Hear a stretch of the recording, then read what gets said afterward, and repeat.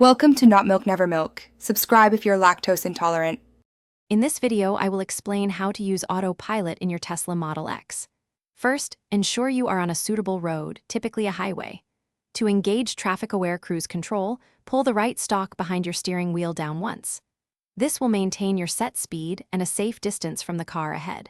Then, to activate auto steer, pull the same stalk down 2 times quickly. Remember, autopilot is a driver assistance feature, not a fully autonomous system. Once engaged, autopilot offers several helpful features. Traffic-aware cruise control automatically adjusts your speed to maintain a chosen following distance, typically between 1 and 7 car lengths. Auto steer actively keeps your Model X centered in its lane, providing a smoother driving experience. For highway driving, you can also use automatic lane change by simply activating your turn signal. Navigate on autopilot can even guide you through highway exits and interchanges. For safe operation, always remember that you are responsible for the vehicle. Autopilot works best on highways with clear lane markings and good visibility.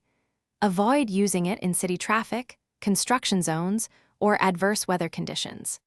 The system will periodically prompt you to apply slight torque to the steering wheel to confirm your attentiveness.